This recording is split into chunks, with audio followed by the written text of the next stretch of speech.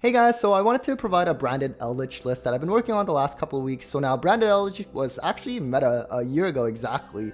For me personally, I actually played it along with a Dogmatic Invoke package just to make it a little more interesting, and I had some pretty decent success last year. So anyways, I think now the best way is to just focus on the branded component, especially considering some of the newer cards. And of course, in combination with Eldlich, it provides some pros and cons, right? Pros in terms of, the Eldlich cards when you discard them off something like Branded Opening or Albaz or whatever, it has some applications and you can set other Eldritch traps. Also, in terms of like powerful floodgates like skill drain, or even there can be only one, even when you get Ash on Branded Fusion, even with those floodgates alone, you might be able to hang in there with Eldritch beatdown. And also in general, when you have a deck that can provide back row interruptions, but on top of that, some monster interruptions as well through the branded stuff, in theory it can be very hard to side against for your opponent, of course, except for evenly match, which we'll get to later in the profile. And so in terms of the cons though, I would say in general with Eldlich, the con is that it can brick in terms of, when you draw too many Eldlich cards, it's really not good. Eldlich, I find, is very good when it's in combination with other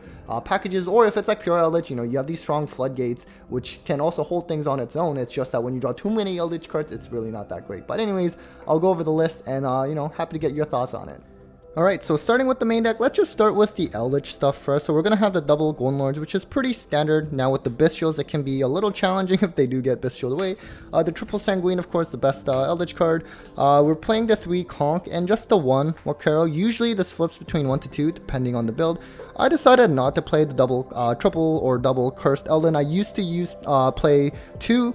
The problem with that though is because, when Eldin is on the field, only zombies can attack, at least like for you. And so usually it's not an issue because you can get rid of it with the Golden Lord, and then, that can also trigger. The problem is if this were to get Bestial away, then you're kind of locking yourself out. And so I decided not to play the Eldins, but you can certainly choose to do it if you wish. I decided to play some Floodgates to really go hand in hand with the Eldritch stuff and just kind of slow things down, and that is triple. There can be only one, as well as a triple skill drain. And you might think, well, how does this work with, branded? And it's sort of true. Now, of course, you're going to kind of do your own thing first. And this is sort of like a worst case scenario. And you do this and you might still be able to hold on even if you just have this card. Or with combination of Eldlich stuff, you're probably going to have a really good time. The great thing with Eldlich too is that, whenever this is in the grave, you can get rid of your skill drain whenever you want and then just start popping off again. And so the nice thing with branded as well is that, let's say just off branded fusion, you can actually just get like a 3000 body on the field with Sanctifier, for example. So under skill drain,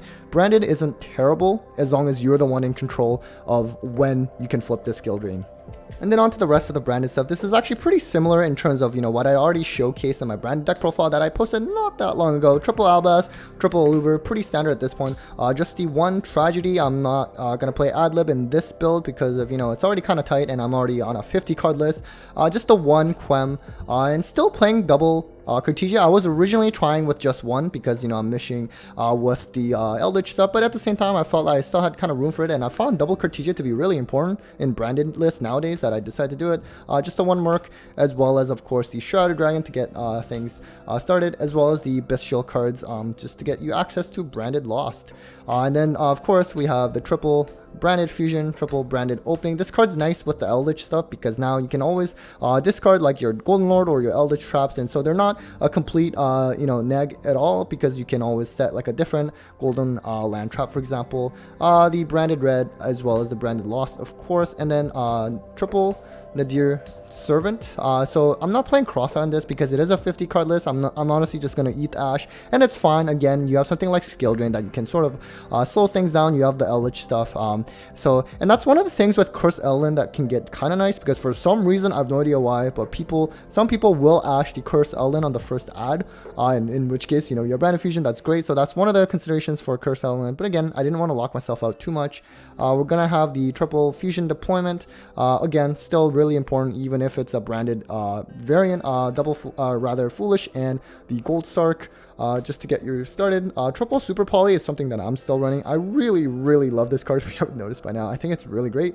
And so especially in this upcoming format, there's going to be Sprite, for example. There's going to be something like branded, lots of branded. And in the mirror, Super Poly is so deadly. I would argue it's actually better to have this than Ash in a branded mirror. And just the one called by just because, and then the one trap in terms of the retribution, which is again something that you can easily discard off something like Super Poly or just Branded Opening, or in general you can always send it off with Shrouded Dragon.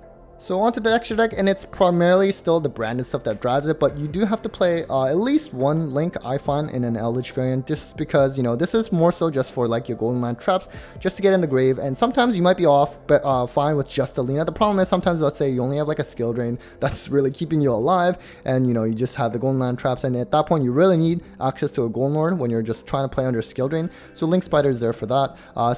Just, you know, because it is a branded variant, you can't really play too many extra deck monsters that are not fusions. The rest are pretty much in line with what you would expect in a branded deck: double Albaz, or Albion rather, one Lebellion, and then the double Mirror Jade. We of course have the Guardian Chimera because we're still playing Branded Red, the Sanctifier, which is actually very strong, of course, in terms of like I mentioned, you know, even under skill drain, you can get a 3000 body on board. And this card is very important because, you know, one of the cons with Eldlich variant is that, you know, you die to evenly match even harder. And so you need to sort of rely on this post side, especially just to prevent that, so that you give your opponent a monster so that they cannot evenly write from their hand.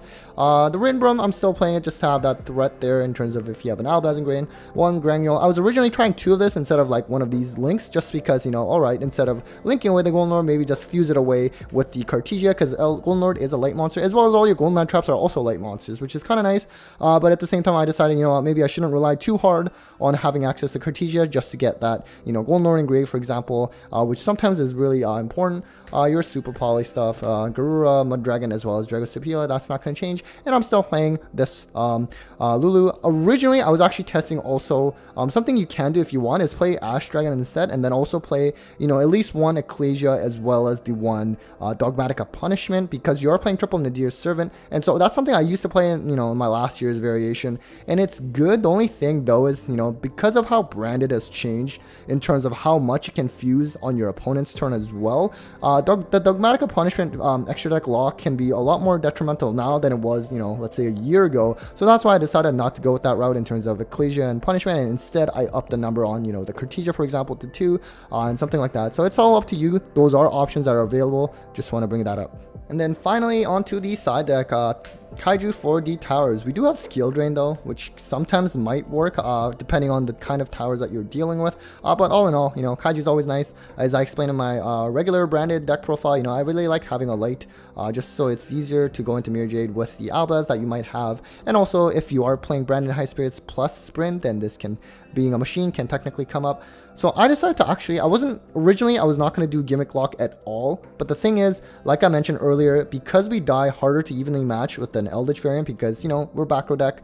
So that's why I decided, you know, I definitely want to go into Sanctifier like post game 1, and then might as well have a Gimmick, just so that, especially you know, if they saw some of the back row cards that you played in game 1, for example. And this is why it gets kind of hard to side against this deck sometimes, because, you know, do you commit to putting in back row hate like Feather Duster, Twins, and whatever, or do you also put in some cards for, you know, like Dark Ruler or something, because we also have monster interruptions. And so, you know, evenly match unfortunately takes care of both of those interruptions, so that's why you need something to prevent them from hitting you with an evenly. But otherwise, you know, while they might be too focused on like putting in just pure back row hate against like your skill drain, there can be only one whatnot, you at least can now do a Gimmick Lock, which might potentially caught them off guard.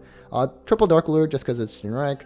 Some back row removal, just the one Lightning Storm because I couldn't fit another one. I'm not sure why this is put to 2, and the Feather Duster. The really nice thing with the Eldlich stuff is that against back row heavy decks, you don't need too many like back row hate cards in your side, because the Eldlich cards can take care of them too. Like your Conquistador will be able to pop, and your Golden Lord, you're probably going to be able to play under Floodgates pretty well as well. So that's what I like about this kind of variant, and also why you don't need as much back row hate. And it was particularly useful back when Mystic Mine was still legal and we had an out to that. Just the triple evenly because it's just the best board wipe, and it's nice to have, and it's really deadly. And I decided to just put in more going first heavy duty options, Solemn Judgment, just because again your opponent are more than likely to side in more back row focus cards against you, even though you're branded, just because they see like the Eldlich stuff. So you want to just either, if you couldn't get into the Gimmick Lock or Sanctifier, let's say, you at least have this to stop that evenly, or Feather Duster or Lightning Storm, whatever. You want to protect your back row. That's how you're going to hang in this game, and through the grind, that's how you're going to beat your opponent. Alright guys, so that was it for the Branded Eldlich deck profile. Hopefully you found that helpful, and certainly let me know in the comments how you want to run Branded, whether pure or with Eldlich, or maybe even any other package. So that's it for me. Thank you so much for watching. A big thanks to my patrons as always for supporting the channel, and well, take care guys.